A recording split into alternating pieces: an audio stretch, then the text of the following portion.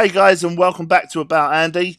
This video is what I hope will be the first of a weekly series entitled Geek Week, where we'll be spending just a few minutes just to go over what's happened in the world of geeks this week. Now, I suppose it's probably a good idea to start this video off on a high note by congratulating every single one of you on surviving yet another apocalyptic event. So apparently, according to the world-renowned news reporting website, theexpress.co.uk, planet Nibiru was going to destroy the life as we know it on planet Earth by causing world-destroying earthquakes.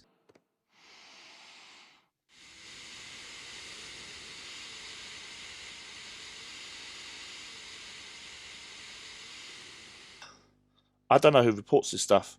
I mean, have any of you ever heard of the planet Nibiru? I don't remember that coming up in science class at school. To me, it just seems like the planet Nibiru has this incredibly small following of people that got really upset about their planet not going into the top 10 of planets. So they've decided to make up an apocalyptic event just so it will trend on Twitter. It's ridiculous. So I think we probably need to move on to some actual news. So this weekend saw the release of a film that I've been waiting for years. I am so happy it's finally come out. Of course, that film is Paddington 2. So of course that was a joke. No one's been waiting for Paddington 2. I of course mean the Justice League film has finally come out to an impressive barrage of abuse from movie critics, just like the last film. Strangely enough, the audience scores seem to be impressively higher, with film reviewing website Rotten Tomatoes showing 40% for movie critics and an impressive 85% for the audience scores. I mean, it just makes you wonder whether or not they're watching the same film. I'd understand if this was like the late 90s and the film was made by Joel Schumacher.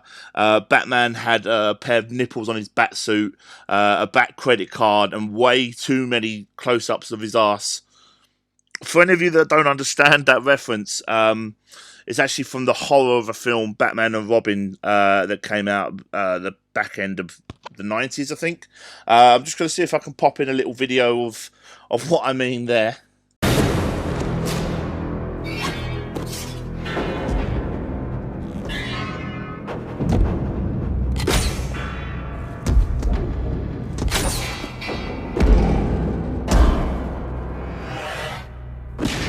This is why Superman works alone. There we go. So I'm not going to say too much on the film. I want to try and see if I can put out a proper review later on in the week. I know I'm a little bit slow on it. I know other websites and YouTubers have it up already, but I want to take some time just to properly come up with a better review for you guys. So for all you Marvel fans, the long-awaited Netflix series The Punisher came out on Friday. I'm not going to admit that I binge-watched the entire series in just under a day, but I binge-watched the entire series in just under a day. So where it sits on the kind of ladder of Netflix Marvel series is it is considerably better than Iron Fist. I think they could have just filmed the Punisher spitting on the pavement. It would have been slightly better than Iron Fist. I think I'm more impressed with it than I was with Luke Cage. However, it doesn't hold a candle to series like Jessica Jones and Daredevil. Once again, John Bernthal, who plays the Punisher, plays an excellent Punisher. Again, I'm not going to do a proper review now. It'll make this video too long. But long and short of it, action fantastic, villain weak. And that's pretty much it. Now, this episode would be lacking if I didn't at least try to attempt to mention the shambles that was Battlefront 2. Its release was completely shrouded in controversy due to its pay-to-win platform. A few years ago, I actually said that you could either die a good game developer or live long enough to see yourself become EA. And I think that was proven like 100% this week. For those of you that don't know, Battlefront 2 released this week. So the developers EA put a lot of effort into the game and put a lot of effort into their marketing campaign, saying, it's not going to be like the last one. We are going to get a kind of PvE campaign. We're going to get space battles. You're going to get downloadable content for free. And this was all excellent. So it really, really lined up to be an excellent game.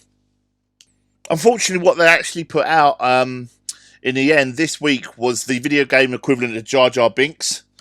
Now, I was going to liken the EA executives to Jar Jar Binks as well, but I don't remember Jar Jar Binks being a fat, money-hungry intent on ruining a perfectly good game. So for any of you that don't know, what EA effectively did is they hid all of the character progression, or most of the character progression, behind loot boxes, meaning you had to collect certain items in order to be able to level up and make your characters better. Unfortunately, these loot boxes are incredibly difficult to get in game, and there is actually a way of paying to get them quicker. So the controversy on this was actually that bad that the owners of the Star Wars franchise, Disney, got involved. From what we can tell, there was some kind of conversation between Disney and EA, which resulted in EA turning off the microtransactions or the ability to pay for loot boxes. However, what they did say is that it will be returning in the future once they've changed it around a little bit. Whether or not this is going to be a big change, and they're going to change it so you can actually progress in the game whilst playing the actual game, and put everything in the loot boxes as just cosmetic items, or they're going to carry on with their money-hungry ways, we just don't know yet. We'll find out, and I'm sure as soon as it comes out, I'll be letting people know. So not everything's bad in the video game world. MMO DC Universe Online has been chugging along for, I think, about 5 years now. It's actually recently released episode 30 of its downloadable content. That's 30 bits of downloadable content that this game's come out with. So this new one centers around Earth 3. For anybody that doesn't know comic books or the DC Universe, Earth 3 is actually where the bad versions of the Justice League come from. So instead of Batman, you've got Owlman. Instead of Superman, you've got Ultraman. Instead of Wonder Woman, you've got Superwoman for some reason. But I've actually had the chance to play some of this content, and it's really, really good. I'm constantly amused by Fat Commissioner Gordon. It's just a funny character.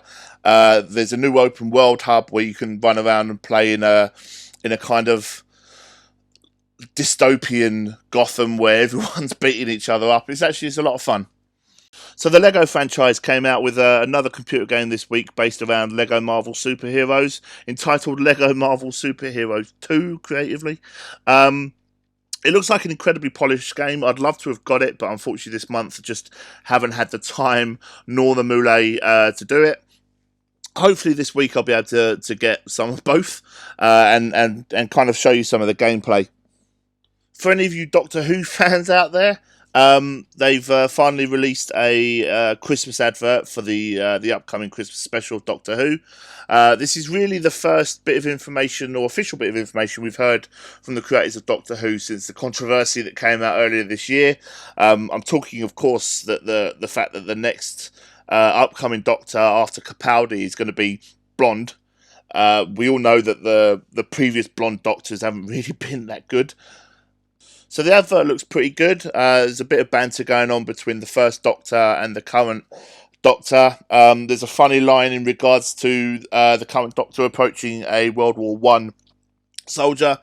So we know that the next episode is going to be based around this World War I character, and it's going to be based in the Antarctic, and some kind of alien pursuit was mentioned. Now, I wouldn't consider this geek news if I didn't mention anything about the ongoing storyline in Dragon Ball Z. It was quite impressive to see Goku hit his Ultimate Instinct shiny person level again. It was just a whole episode of him pimp slapping the hell out of Kefla, who is the fused version of two female Saiyans. It's quite good to watch. Everyone likes a transformation on Dragon Ball Z, but I think at the end he actually depowered, which means the upcoming episodes will just be another long arc about him achieving that level again. And finally, I wanted to finish this video on a high note. So after years and years and years of waiting, we finally get a teaser trailer for The Incredibles 2. This is actually exactly what I would have wanted out of a teaser trailer for Incredibles 2. It focuses around young Jack and his powers. There's a bit of a funny moment with him and his dad. I bought this film years ago now. I remember being quite young, maybe early teens when it came out. I quite enjoyed it. It had the superhero vibe to it. So I'm really looking forward to June 15th next year, where that film's going to be released, and we get to see what happens with Mr. Incredible's family then. So thank you for taking the time to watch my video on Geek News. I hope you enjoyed it. If you did, I am going to aim for 3 likes on YouTube, if possible. If we can achieve that, then I'll do another one next week. I wanted to set my own personal goal of achieving 100 subscribers on my channel by the end of this year. So that gives me just over a month to gain around 70 subscribers. So guys, if you have any friends that might be interested in some of the content, by all means, let them know that I exist. And yeah, so keep supporting the channel. Don't forget to comment down below on anything that you might want added in the future, or anything you feel is necessary to add in the comment section. And yeah, thanks for watching. Goodbye.